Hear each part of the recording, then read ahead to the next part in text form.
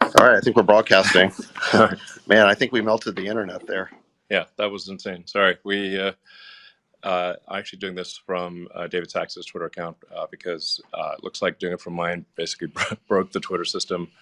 Anyway, thanks everyone for joining.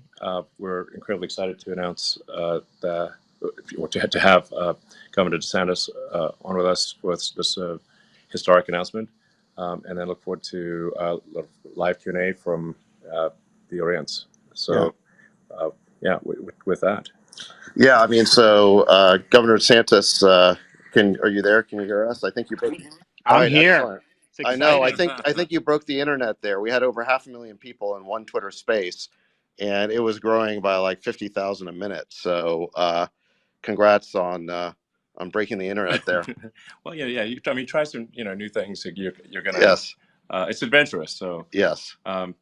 But I think the value here is actually really high for people to hear directly from presidential candidates and to answer a Q&A live, and you can get a sense for how a candidate really is, and where it's not just canned speeches and teleprompters. It's in fact, you can tell by the some of the mistakes that it's real. So with that, I guess I should turn it over to Well, let's see. So, Governor, there's been a lot of speculation over the last couple of months about your plans. I understand that you may have an announcement to make. We've got, I think, a record audience assembled here. Probably the biggest room that's probably ever been assembled online. What would you like to tell them? Well, I am running for president of the United States to lead our great American comeback. Look, we know our country's going in the wrong direction. We see it with our eyes and we feel it in our bones. Our southern borders collapse. Drugs are pouring into the country. Our cities are being hollowed out by spiking crime. The federal government's making it harder for the average family to make ends meet and to attain and maintain a middle-class lifestyle. And our president, well, he lacks vigor, flounders in the face of our nation's challenges, and he takes his cues from the woke mob. I don't think it has to be this way. American decline is not inevitable. It is a choice, and we should choose a new direction, a path that will lead to American revitalization. We must restore sanity to our nation. This means embracing fiscal and economic sanity. Stop pricing hardworking Americans out of a good standard of living through inflationary borrow, print, and spending policies, and please embrace American energy independence. This also means replacing the woke mind virus with reality, facts, and enduring principles. Merit must trump identity politics. We must return normalcy to our communities. America's a sovereign country. Our borders must be respected. We cannot have foreigners pouring into our country illegally by the millions. We cannot allow drug cartels to poison our population with fentanyl. Public deserves safe communities, and law and order must be maintained in American cities. We can't have inmates running the asylum, and we must reject attacks on the men and women of law enforcement. We also must reestablish integrity in our institutions. This includes the military. I'm proud to be a Navy veteran, an Iraq veteran, and I revere our services, but when revered institutions like those in our military are more concerned with matters not central to the mission, whether it's global warming or gender ideology and pronouns, morale declines and recruiting suffers. And you need to eliminate these distractions, and we need to get focused on the core mission. We also cannot have true constitutional government if the most significant issues are decided by the whims of unelected bureaucrats rather than the people's elected representatives. Reestablishing integrity in our institutions means we must reinvigorate our constitutional system by returning the government to its rightful owners, we the people. No social or economic transformation without representation. Truth needs to be our foundation. Common sense can no longer be an uncommon virtue. And in Florida, we proved it could be done.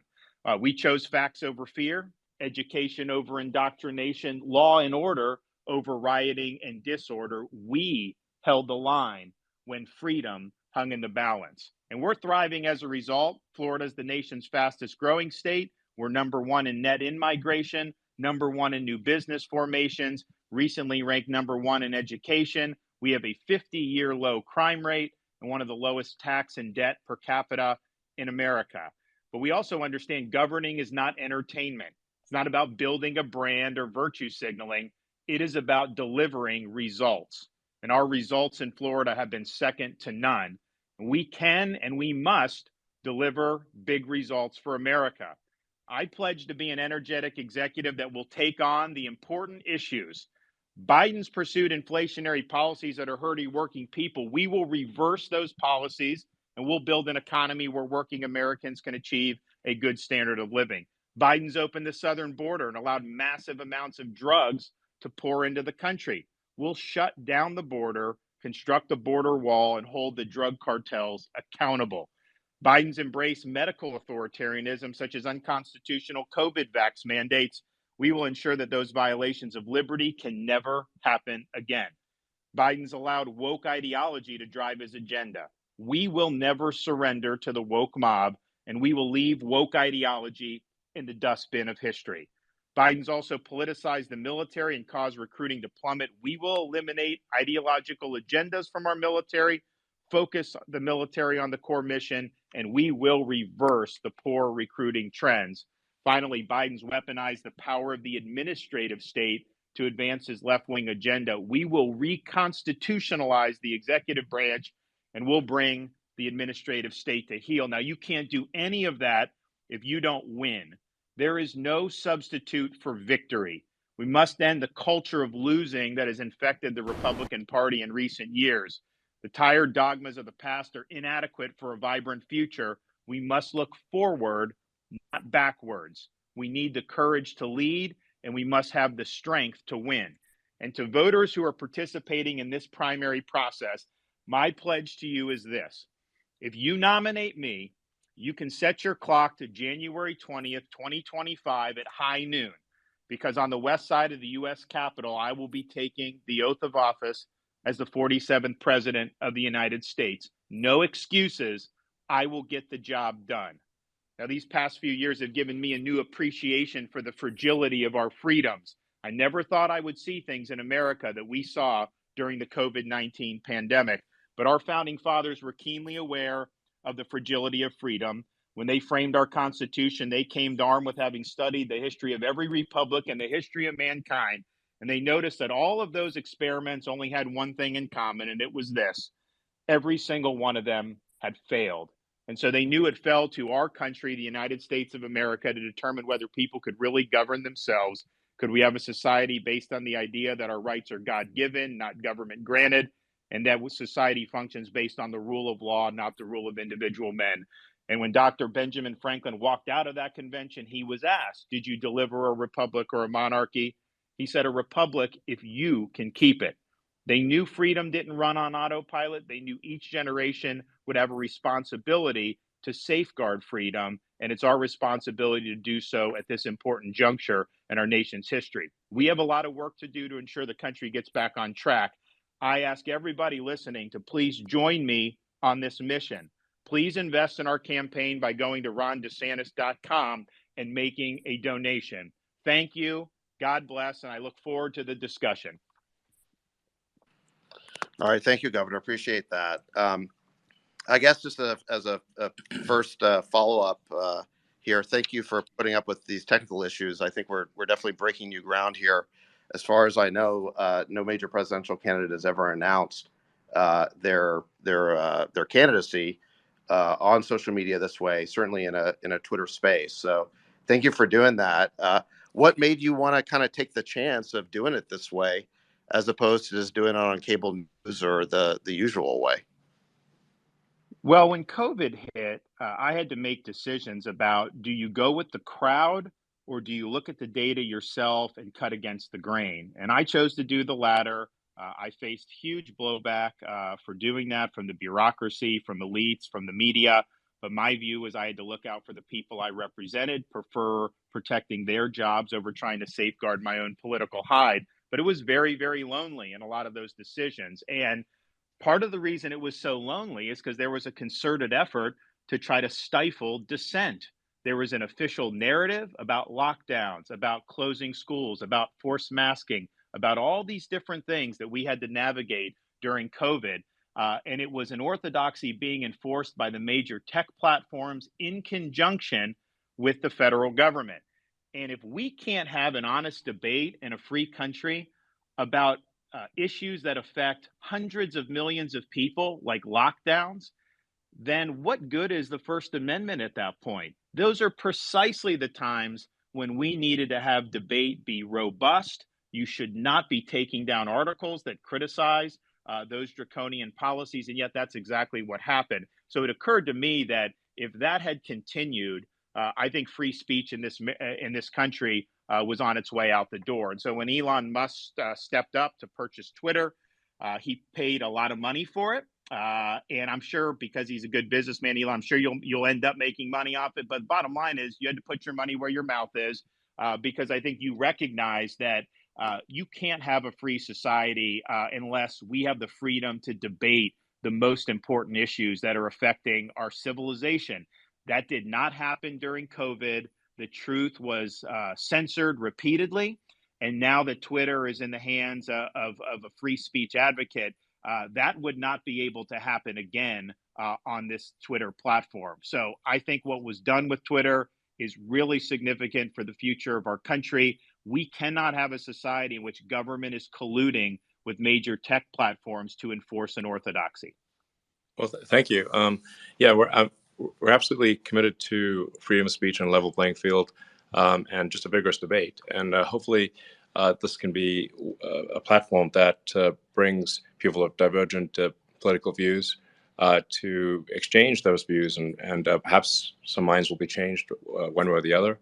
And but it's just incredibly important, as you highlight, that the First Amendment is irrelevant if all the media and all the government are operating in lockstep. It makes the most important amendment, the one that was most urgently added to the Constitution, moot if you cannot have free and open debate. So Twitter was indeed expensive, but free speech is priceless. Awesome. Thank you. So, Governor, I'm going to ask some questions while we get some other kind of speakers in the queue to ask questions. I think maybe some people knew this announcement was coming because there's been no shortage of hit pieces on you in the press over the last week or two. I want to ask you about some of these accusations that are being leveled at you. Last week, the NAACP issued a travel advisory against your state, claiming that Florida is not a safe place for minorities to visit. What do you say to those who've been advised that somehow they aren't welcome in your state? Claiming that Florida is unsafe is a total farce. I mean, are you kidding me? You look at cities around this country, they are awash in crime. In Florida, our crime rate is at a 50-year low. If you look at the top 25 cities for crime in America, Florida does not have a single one amongst the top 25. And if you look at cities like Baltimore and Chicago, you got kids more likely to get shot than to receive a first-class education. Yet I don't see the NAACP batting an eye about all the outrage and the carnage that's happening in those areas. So this is a political stunt. These left-wing groups have been doing it for many, many years. And at the end of the day, what they're doing is colluding with legacy media to try to manufacture a narrative. Now, the good news is fewer and fewer Americans are gullible enough to believe this dribble. And platforms like Twitter are there where people can debunk these lies in real time. And I would just say, as an American citizen, if you are uncritically accepting narratives spun by legacy media and left wing groups, you're failing at your job of being a conscientious citizen. And I think people just see right through it. And oh, by the way, have any of these travel advisories, because they've been doing this for a while, all these left wing groups, have any of them worked? Well, we're the #1 state for net in-migration and have been every year since I've been governor. We just capped the highest quarter for tourism in the history of the state of Florida. And our view is we want everybody to succeed regardless of their skin color. We don't divvy up people by race. At the same time, it is worth pointing out that we have in Florida more Black-owned businesses than any state in the nation. And we've also had more African Americans lead state agencies under my administration than at any time in Florida history. But with us, you know, they're there because of merit, not because we're trying to play identity politics. And if you want to look at education, the black students in Florida perform much higher than black students in most other states. We rank number 3 in fourth grade reading and number 2 in fourth grade math amongst our black student population. And oh, by the way, the head of the NAACP lives in Florida, and a lot of their board members have put out on social media during my governorship Florida vacations where they seem to be having an awful good time. That's great. Well, I mean, Florida's a great state, and I think everyone, the people realize that. Some of the things that are being said are just truly absurd. I mean, I saw some headline from The Atlantic basically claiming that anyone who listens to this Spaces on Twitter is basically a Nazi.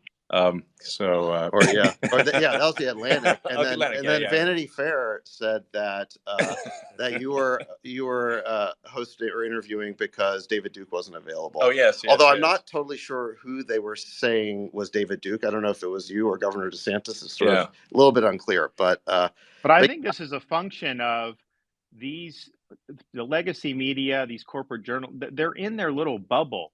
And to draw allusions to stuff like that, I mean, how crazy do you have to be? But in their little bubble, it sounds like they're making some type of profound point. And so part of, I think, what Twitter is standing for is people should be exposed to different viewpoints. And I think the elites in our society have tried to cluster themselves to where their assumptions are never challenged. And that's not a good way, I think, to live. It's also not a good way to be a critical thinker, because no one's ever going to question obviously wrong assumptions because everybody around you shares them. Absolutely. And I think they become totally hysterical because they don't like the idea that their control over the media is being, disintermediated. Yeah. Because now, candidates for president can just speak directly to people through platforms like Twitter. Yeah, I mean, the amazing thing about Twitter and things like Spaces are that, although I happen to be hosting it, I had to switch over to David hosting it because my account was actually there's too much interest. But my account was breaking the system. But there's really never been a mechanism before where someone could address the nation, or anyone who wanted to listen to them could from anywhere in the world. United States or anywhere. So I think this is a really profound change. And it's also like it's not just whether the media reports something and an article is true or not. Even more powerful is deciding what the narrative is. And totally. So it's just like, if there's only so much you can actually fit in a newspaper or a magazine, and there's only one thing you can really put on the cover of a magazine. So that whoever's deciding that is deciding to not talk about other things. Whereas with a public digital town square like we have here, it's possible for the public to choose the narrative. It empowers the people instead of a very tiny elite cabal, which I don't recognize the irony of me using that phrase. But nonetheless, it's true, and you judge by the results that this is a means for the people to decide the narrative, and for the people to decide which way a debate will go, not sort of 5 editors-in-chiefs of a few newspapers, basically. Yeah, and I think one of the really crazy things that happened during COVID is that social networks really started censoring dissenting viewpoints on COVID, medical viewpoints that ended up being totally correct in lockstep with what the mainstream media was doing. So basically, big tech platforms were undermining their main reason for existing, which is giving people a choice. And actually, there's somebody who I think knows more about that than any of us, which is Dr. Jay Bhattacharya, who's a professor of medicine at Stanford. I want to pull him in here. Jay, you go ahead and unmute yourself if you can. It'd be great to hear from you. I know that during COVID, you worked with Governor DeSantis. It'd be great just to hear a little bit about your interactions and if you have a question for the governor. Yeah, thank you, David. Yeah, I mean, it was an absolute honor to work with Governor DeSantis, and I was really impressed by his decision making in the face of an absolute firestorm of criticism But Governor, you did the right thing when you opened the schools. And my kids in California for a year and a half didn't see the inside of a classroom, whereas Florida kids were in school. You can see it in the results, and the learning loss numbers are so much better in Florida. Uh, I'm really curious, Governor. As you're running for president, what are your thoughts about reforming, the public health authority in the United States and the federal government, the CDC, the FDA, the NIH? How do you see the reforms we need so that the mistakes of the lockdowns that happened during the pandemic don't happen again when there's another pandemic? Well, first, we need an honest reckoning about what happened during COVID. And the only honest reckoning is that all of those agencies, all of the elites, the public health establishment, they failed. They instituted bad policies.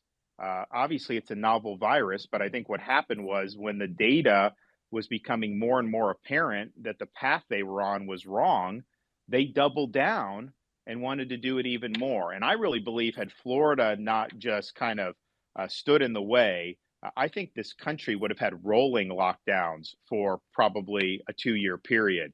And so their impulses were authoritarian. They were not following the data. And I think the US government needs to acknowledge the failures. And I think all of those agencies need to be cleaned out. What I saw just dealing with them was I saw a interest in the narrative and in politics over evidence-based reasoning and evidence-based medicine. And so I don't have confidence that those agencies are up to the task. And I think you need major overhaul of the whole enchilada with respect to public health in this country. Can I follow up with that? I mean, I think the other thing that I saw during the pandemic, Governor, and you was subject to it just as much as I was when we were talking about COVID. YouTube censored a video of us speaking about in a roundtable that you hosted on COVID policy. There's so much of the federal government infrastructure went into suppressing honest scientific discussion during the pandemic. So it's not just public health agencies, but other agencies inside the federal government that worked to suppress the speech of Americans. And I'd love to hear No your thoughts question. about it. No question. So I'm actually in Florida. We recognize the danger there. So I'm actually going to be signing a digital bill of rights for Florida pretty soon, which will bar all state and local government officials from colluding or working with a technology company for the purpose of censorship of speech. Because you're exactly right. You had people in the White House, you had people in all these other agencies working with these platforms to try to take it down. And oh, by the way, what did they censor Dr. Bhattacharya for? It was a roundtable discussion that I led and convened. We had Dr. Bhattacharya, MD, PhD from Stanford. We had Martin Kulldorff from Harvard Medical School, and we had Sunetra Gupta from Oxford, who was generally viewed as one of the best epidemiologists across the pond until she became anti-lockdown. So these are all eminent people. And what are we discussing?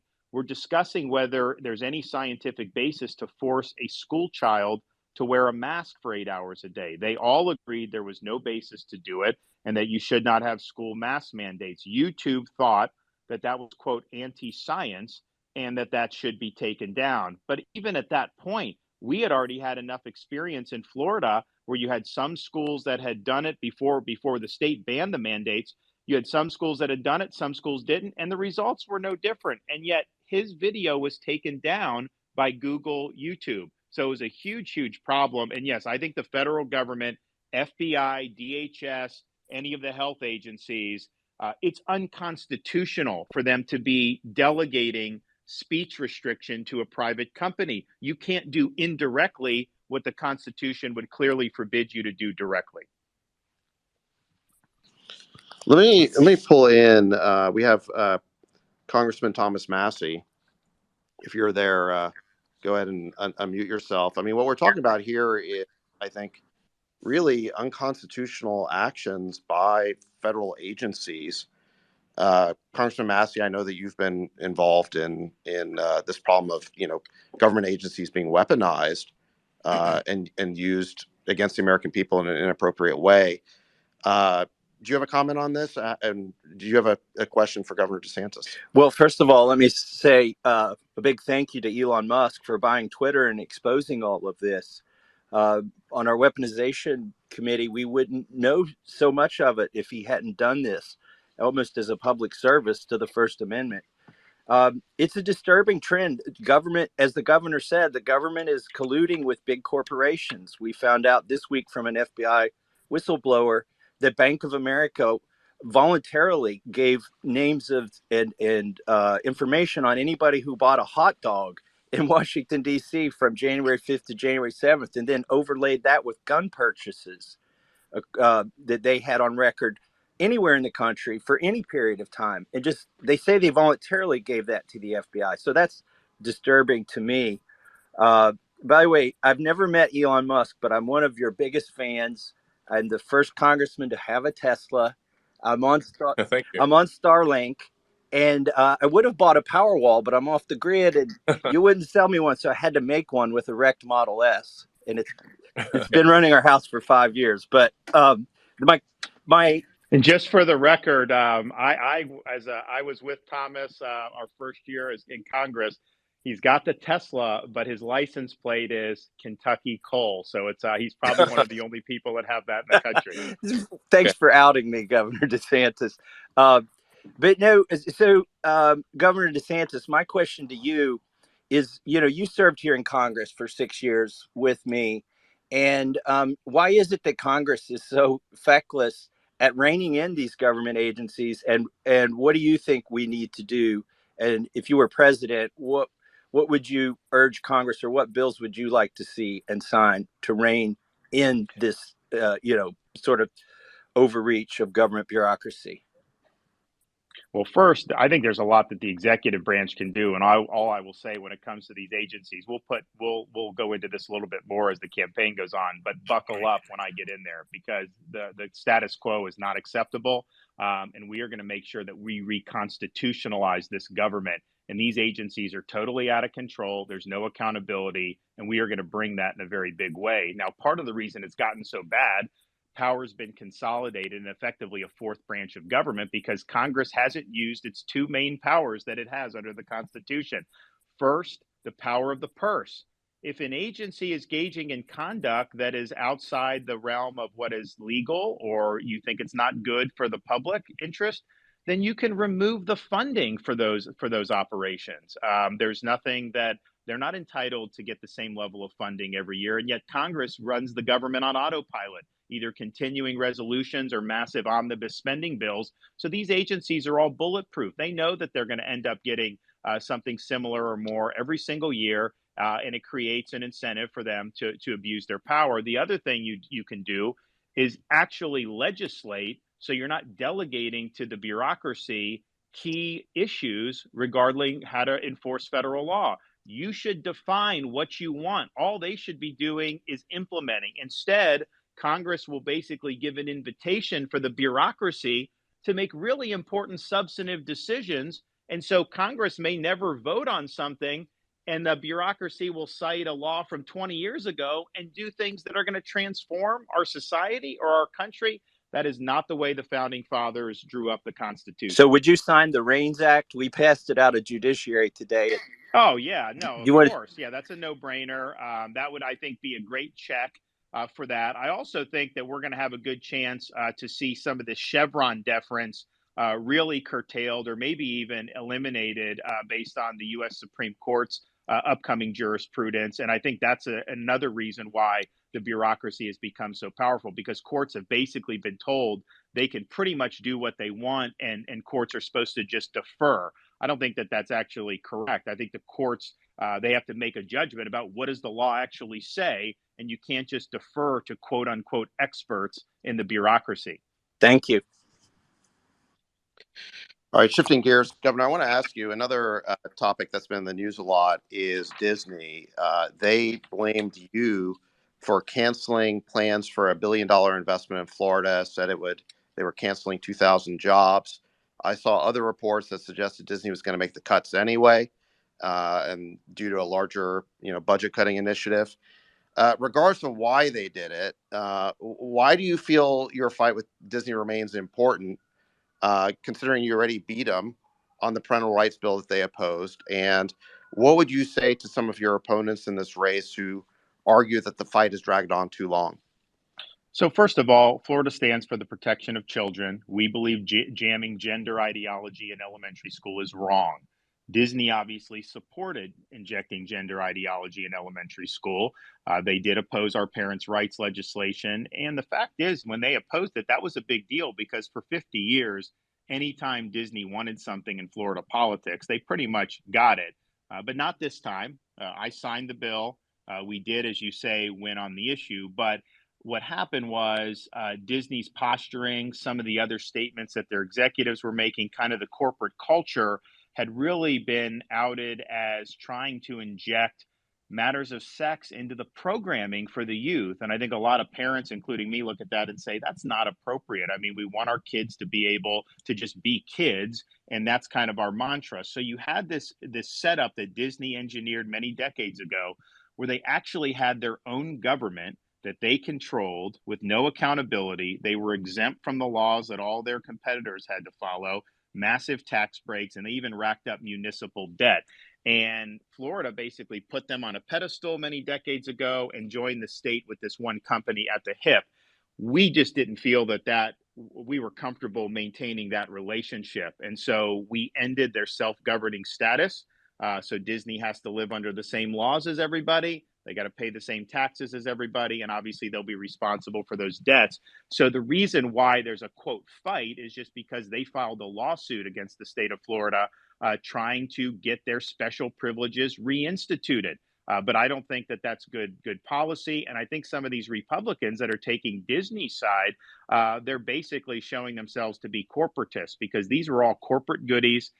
This is not the way you would run a competitive economy. And the arrangement had really outlived its usefulness, but it persisted because Disney was so politically powerful. I think the company's ethos have changed in a way that's alienated a lot of people in our legislature and in Florida. And so there was really no justification to keep it. But make no mistake, they're suing to try to get special privileges. People are making money in Florida hand over fist because we have a great business climate. That's not good enough for them. They want to be treated differently than Universal and SeaWorld, and we don't think that that's appropriate. So, I think that they should withdraw the lawsuit, but obviously we're going to defend our actions because we think we have the right to do what we did.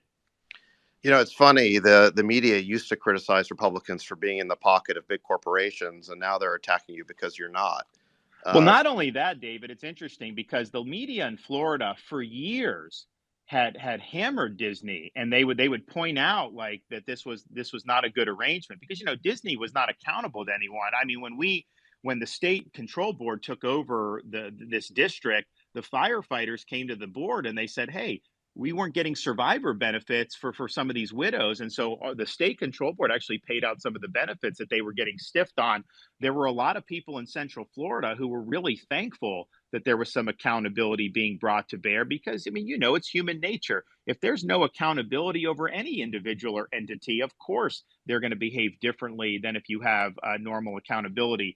But the media was always very hostile to that. But just because I happen to be involved in bringing it back to reality and making sure that they were under the same laws, well, then all of a sudden they're running to Disney's defense. I mean, are you kidding me? And oh, by the way, on this project, they had announced this many years ago. They had not done anything for it, but that is actually not in Reedy Creek. So that was in a different part of Orlando. And so none of the issues that are involved in their suit would have made a difference there. Obviously, as a publicly traded corporation, they have a fiduciary duty to do what's best for their shareholders. So I'm assuming if they were in better financial shape and they saw the project as lucrative, they would have gone forward with it. But I think clearly they've had some problems with their stock price and a lot of other issues. And I'd also just finally point out, nobody probably has made Disney more money than me because they were open during COVID and they were closed in California. And that went on for many, many months where literally I had all the theme parks in Florida opened in 2020. People are going, it's safe, they're having fun. And the California parks were closed. I think they were closed for over a year out in California. So we were, I think, a much better place to be doing business, certainly since I've been governor. Great. Let me shift gears here to the topic of education. I want to pull Chris Rufo into the conversation. I know he worked with you on some initiatives. I think, one other thing that the mainstream media has, I think, bashed on is they've kind of started promoting this narrative that you want to ban books from school libraries. You refuse to teach kids about slavery or other unpleasant realities of American history, or pretend that gay people don't exist. um, since many people, I think, in this room, we're now up to, wow, over 271,000 people. So this is, I think, totally unprecedented in terms of the numbers of people we have participating. By the way, I think Twitter is working much better now. I think it crashed because when you multiply 500,000 people in a room by an account with over 100 million followers, Yeah. which is Elon's account, I think that created just a scalability level that was unprecedented. But with my meager followership, it seems to be working much better. Yeah, no, it's we have some scaling issues specifically related to my account. At one point in January, if I tweeted above a certain size, it would crash the servers. Yeah. And then anyone else who was tweeting at the same time would lose their tweet as well. So in any there's some event, scaling yeah, issues. yeah. Well, we're breaking new ground here. It's good that We're there's scaling issues. yes, you're breaking new ground when there are bugs and scaling issues. But in any event, back to the question I was asking you, Governor DeSantis, about education. The media has been, saying you're trying to ban books. You refuse to teach kids about slavery. You want to say that gay people don't exist. What is the truth of the matter for people who maybe have never heard from you before? And then I want to pull Chris Rufo in on this as well. Yeah, so the whole book ban thing is a hoax. There's not been a single book banned in the state of Florida. You can go buy or use whatever book you want. What we have done is empowered parents with the ability to review the curriculum, to know what books are being used in school, and then to ensure that those books match state standards and are age and developmentally appropriate. So, for example, parents have flagged books in schools that, for example, teach middle school kids how to use sex apps, that provide graphic depictions of sex acts and sex toys for people as young as fifth grade. And so clearly that is not appropriate to be in a middle school classroom. And so parents object, and the schools take them out. I did a press conference that we called Exposing the Book Ban Hoax. And before I had the parents come up, before I spoke, I just played the video that had the images of the books that the parents had objected being in their kids' classroom, and the local news had to cut the feed because they said it was too graphic. Well, if it's too graphic for the 6 o'clock news, how is it okay for a sixth grader or a fifth grader? And so nothing's being banned. They're basically ensuring that we make curation choices that are consistent with state standards. And on the racial history, we eliminated critical race theory from our K through 12 schools. That was the right thing to do. In other words, we're not going to take a kid who comes in at 6 years old and say they're an oppressor or oppressed based on what their race is. That's divisive. That's wrong. We're also not going to be teaching people to hate their country. But what we are going to do is teach the accurate history. So in the same bill that banned critical race theory, we required teaching thoroughly about racial discrimination that occurred in American history. And Florida's history standards require all of those subjects, from slavery, Reconstruction, segregation, all of that to be taught, and will continue to do that. So I think what you see is the left and the media colluding on this. They don't want to actually defend what it is that we are actually legislating or regulating. So they create these hoaxes that somehow you don't want kids to learn that slavery existed in America, which is preposterous. No one actually defends the offending material. And the question is why are there people intent on trying to get this stuff into the classroom? And I think it's part of a political agenda. So our mantra in Florida is this: purpose of the schools is education, not indoctrination. Yes, I think it's very inappropriate to have sexually explicit material in a fifth grade library, 100%. But it's also the case that if you're focusing on that type of instruction, there's an opportunity cost involved. Why shouldn't we be doing more on science or reading or math? And so I think we're getting it right. And I think almost invariably, and Chris Rufo's had to deal with this too, when they're trying to craft these narratives, if you just peel back the onion, you realize that this is something they're manufacturing. that makes a lot of sense. I mean, I was actually under the impression that there were some books banned, so this is news to me. And they actually, there was the one this week was that Miami-Dade County took a book that was about like poems from I think like Biden's inauguration, and they moved it from elementary school library to middle school library. The media tried to act like somehow this is being banned, and you actually had Miami-Dade County Public Schools spokesperson have to come out and say there's nothing that's been banned or removed. It was basically just determined that this particular book was better suited for middle school. And so they put it in the middle school media center. And the media tries to act like somehow that is offending something with a book ban. So, but I think part of the reason that they're doing that is because, there is actually a movement to ban books from like Amazon and some of these others. California, some municipalities have banned things like To Kill a Mockingbird. What they're trying to do is see if some of these books pass a woke test. And if they don't, they are going against some of those books. Whereas in Florida, you can buy whatever book you want. But that's a different question than what would be appropriate for a third grader or what would be appropriate for a sixth grader. Government, by definition, has to make those choices about what type of curriculum we want to put in front of our students. And the parents obviously have an important voice in that. Absolutely. Well, in fact, a friend of mine, Tim Urban, who has a blog called Wait But Why, and is really one of the most reasonable people on earth and one of the most reasoned people I've ever met, had a lot of trouble actually publishing his book, simply because it debated sort of sacred cows of woke ideology. But an incredibly reasonable book. So that is the kind of de facto book banning and de facto book suppression that I see quite a lot of, is that publishers are unwilling to take risks. Let me shift gears here for a second, because I know we're running out of time. We're supposed to end, I think, around 4 Pacific. But thank you for giving us a little bit extra time here, Governor. Shifting gears to a major federal issue, immigration. We see I've seen these videos on social media and on TV of what looks like just insanity at the border. What is your take on what's going on there, and how would you address that as president? Well, I'd reverse what Biden's doing. You need to shut the border down. You should not be entertaining these asylum claims for people crossing illegally.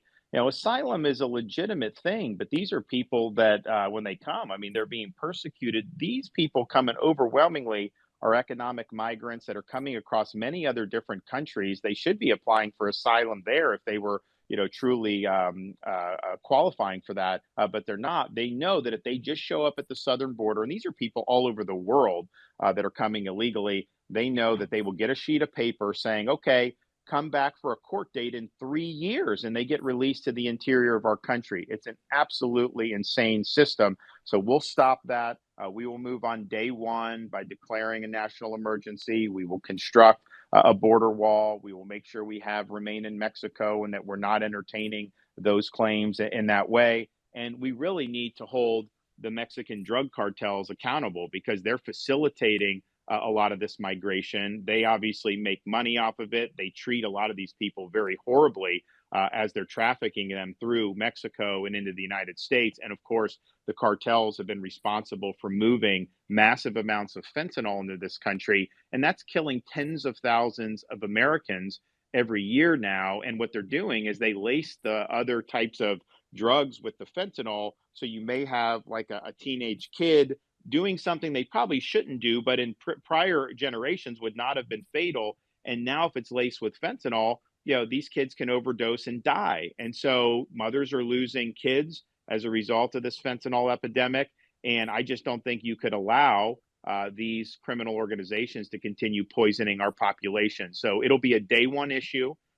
We will bring overwhelming amount of resources to deal with it. And we are going to stop this insanity once and for all. There's a, I think, follow-up question on immigration from Steve Dace, who is a national radio personality and I think an important commentator in the great state of Iowa.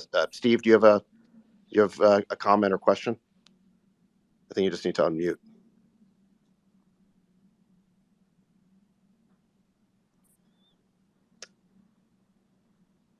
If Steve can unmute, then we'll go ahead and ask him for a question. If not, we'll keep rolling here.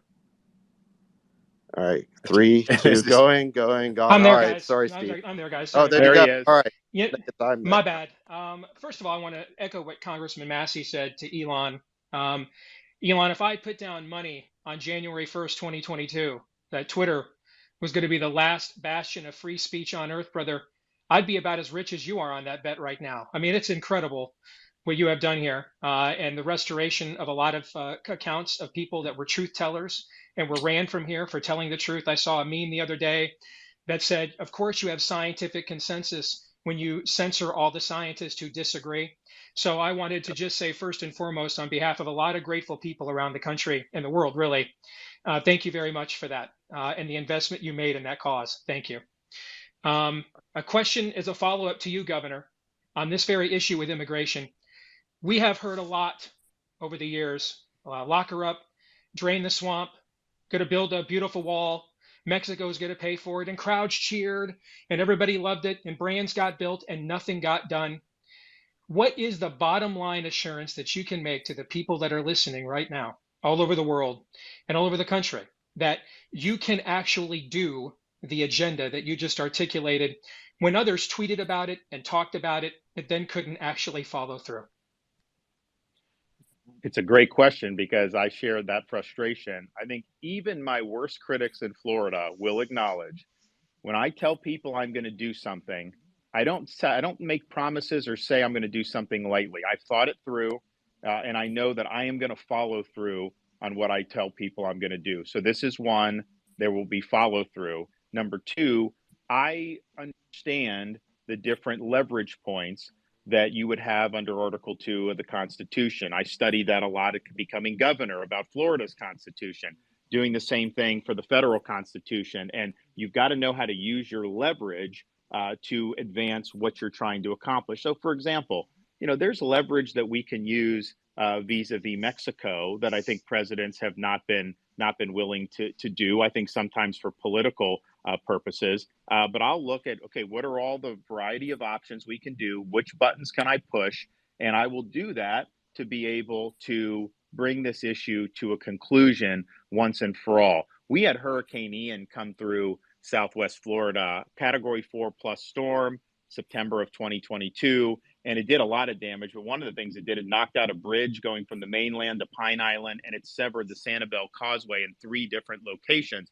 And the locals were being told it's going to take 6 months to get that stuff repaired. And so they came to me, even though these were not state-owned bridges, and they said, can you help us? And I said, okay, I'll do it. So I got my guys together. I said, listen, no bureaucracy, no red tape, and no excuses. Get it done. We need to open these bridges back. Pine Island Bridge reopened 3 days later. Sanibel Causeway opened 2 weeks after that, way, way ahead of schedule, because we wouldn't take no for an answer, and we wanted to make sure we got it done. So for me, it is not a campaign slogan that you get in and then forget about it. As an American citizen, if I wasn't running, this would be an issue that bothers me. I've put a lot of my capital as Florida governor involved in combating illegal immigration. We banned sanctuary cities my first year. We just did a strong anti-illegal immigration bill in Florida that's working. I've put marine assets in the Florida Keys to help the Coast Guard repel boats from places like Haiti. I have people at the southern border right now helping Texas, and we've even been able to relocate illegal aliens to places like Martha's Vineyard. So I don't think any governor has probably gone out of his way to do more to try to make an impact on this issue. And I'm not going to take no for an answer. And I think our voters are sick of the empty promises. They want to see action. Thank you, Governor. Well, Governor, I saw the cover of Time Magazine this week, and I think they were trying to do a negative story because they had you were sort of scowling in this portrait they made of you. And in the article, they call you, they compared you to the Terminator. And I think they meant insult, but I thought it was kind of cool. I thought it was a good thing because I think we need a cool-headed, ruthless assassin to go in and basically take on the woke mob, take on our out-of-control government, and take on problems like the ones at the border. So, again, I thought it made you sound great, even though that may not have been their intention. Well, look, at the end of the day, This whole business that we're in is about producing results. I don't care about fanfare. You know, I'm the governor, like that is, I'm known, right? And I go around the state and everything, and people are very nice. And so, I mean, I appreciate the well wishes, but I don't need any of the fanfare. I don't need any adulation. I just know I'm in a position where I have a chance to make a difference, and I'm either doing it or I'm not. And I remember sitting at the desk in the state capitol my first day as governor 4.5 years ago. I looked around the room and I thought to myself, I don't know what SOB is going to succeed me in this chair, but they are not going to have anything to do because I'm getting all the meat off the bone. I am going to make sure that I'm leaning into issues and making an impact. And we have done that in the state of Florida. And I bring that exact attitude up to 1600 Pennsylvania Avenue.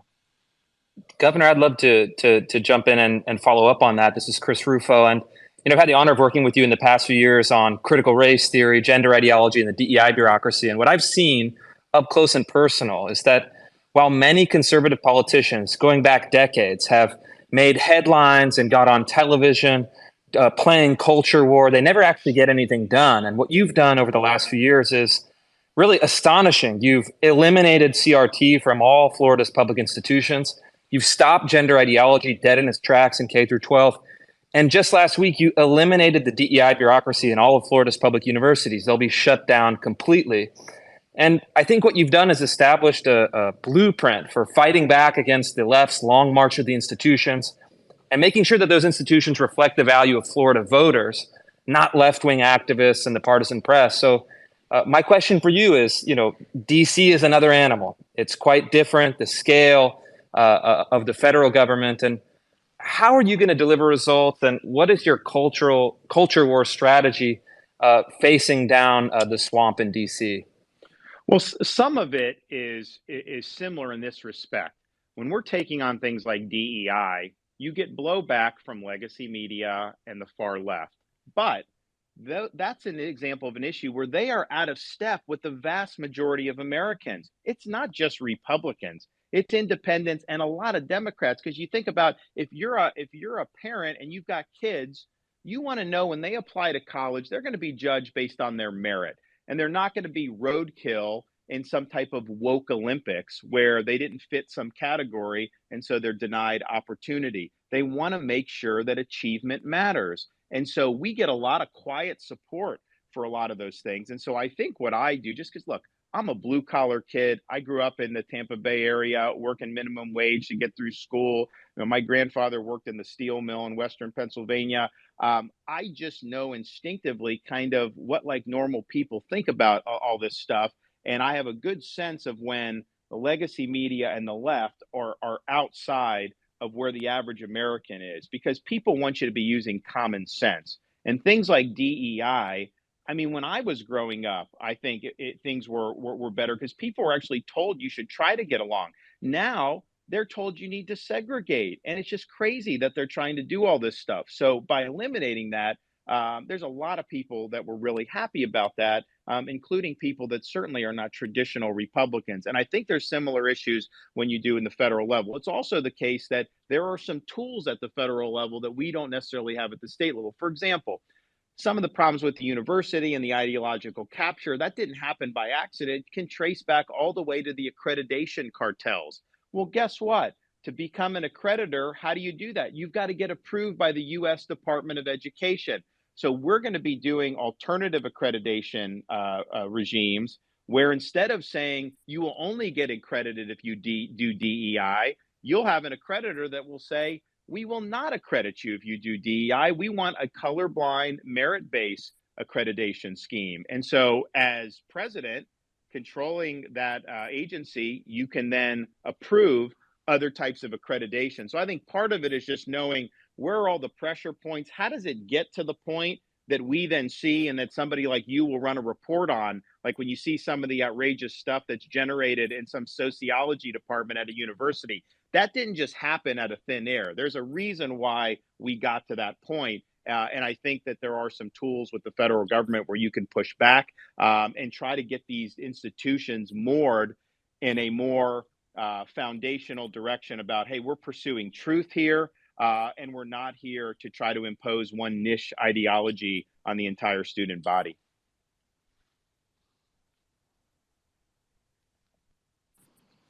Great. Shifting gears. Dana Lash, you have a question or comment for the governor? I do. And thank you both so much for your time, for joining us in a very new way. I really appreciate that. I think it's really cool.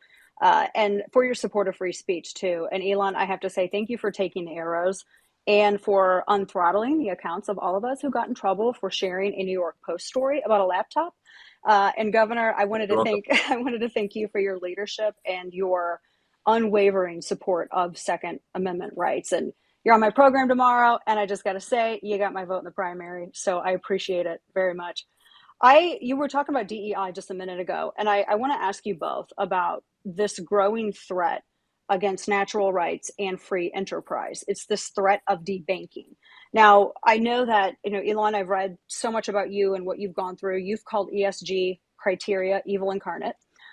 Governor DeSantis, Florida, saw financially weaponized wokery earlier this year when Wells Fargo Bank dumped both the business and personal accounts of a very prominent and well-respected gun dealer in Florida. They'd been together for 25 years working with Wells Fargo, and they cited new ESG guidelines.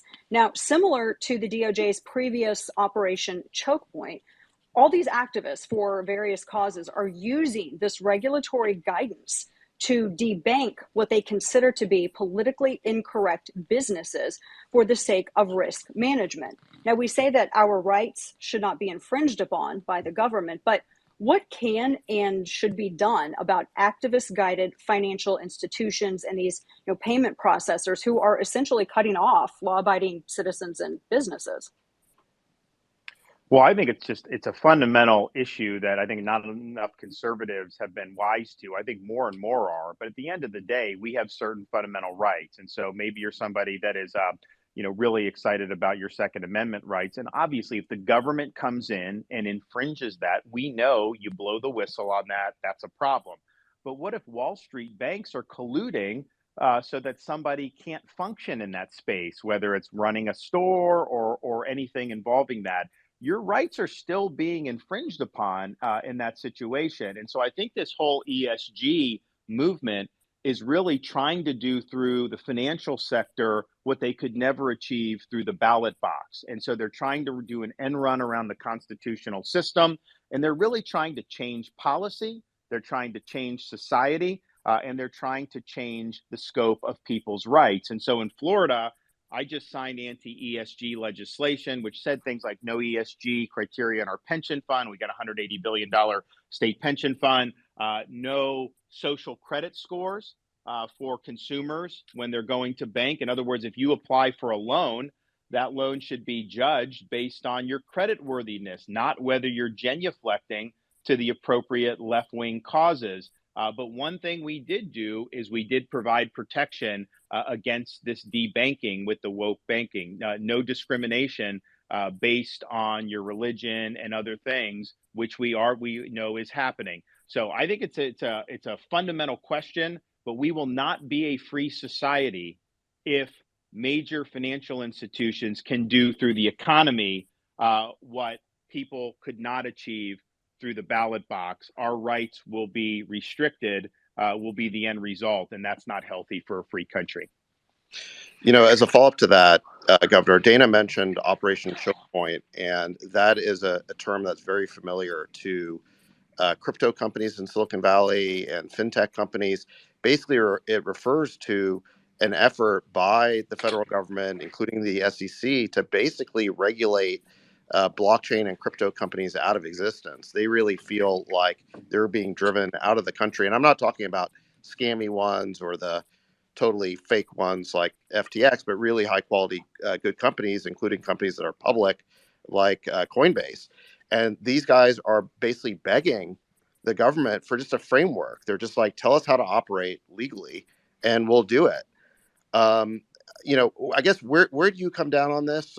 What is your view, I guess, broadly of Bitcoin and people's right to hold Bitcoin and to transact Bitcoin? And Dogecoin. You have every right to do Bitcoin. The only reason these people in Washington don't like it is because they don't control it. And they're central planners, and they want to have control over society. And so Bitcoin represents a threat to them. And so, as you're saying, they're trying to regulate it out of existence. Look, Could Congress enact a statute to ban things like Bitcoin under the Constitution? They may be able to do. I would oppose that. I think people should be able to do Bitcoin, but Congress has never addressed this in this fashion. And for the bureaucracy to just do it on their own and make it so people can't operate in that space, that's what we mean when we say we've got to return the government to the people's elected representatives who are our voice to be able to make these decisions. And so as president, we'll protect the ability to do things like Bitcoin. I think these are people that are sophisticated. They can make decisions. There's risks involved with it, but let them do that. I just do not have an itch to have to control everything that people may be doing in this space. And I think that the current regime, clearly, they have it out for Bitcoin. And if it continues for another 4 years, they'll probably end up killing it. Yeah, I think you're right. And I think that is the strong feeling of people in Silicon Valley who are in this space. And I think we'll be heartened to hear your answer on that. I mean, the weird thing is that, and there is a huge constituency of crypto Twitter. So for people who are maybe part of political Twitter who are wondering why we're talking about this, it really has a big audience for this topic. Dogecoin too, I just want to emphasize. It's a big deal. Yeah. Bitcoin and Dogecoin. So shout out to all the Doge fans out there. Yeah. But the weird thing is that this administration, they seem to want to ban Bitcoin, but they want to create a CBDC, which stands for a central bank digital currency. What's your take on that? So we were the first state just last month.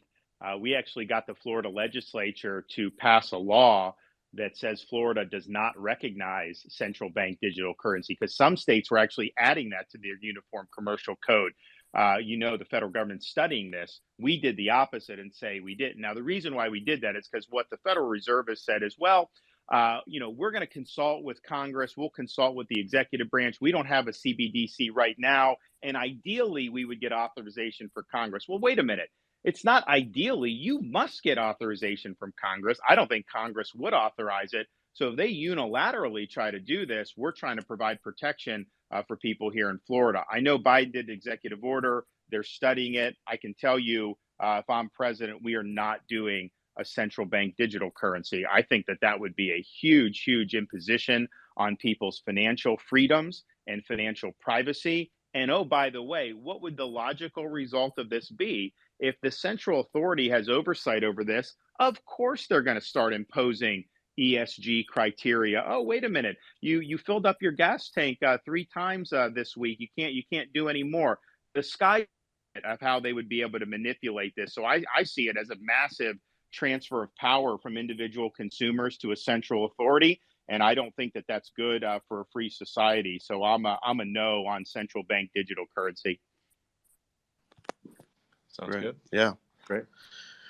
Well, Governor, I want to thank you for the time. I mean, we could go for hours here, but I know you only had an hour and we've gone over that. So I want to be respectful of your time. I know there's so many people who want to ask questions, and we should do it again. I mean, I think it was fun. I think this is great. And we'll make sure that that we come back and do it again. This is a great platform. I mean, I would like to see other platforms going in the same direction, but a healthy democratic society needs the robust debate. So I just want to thank everybody for listening in, and I'll just make that pitch again. We want you on the team.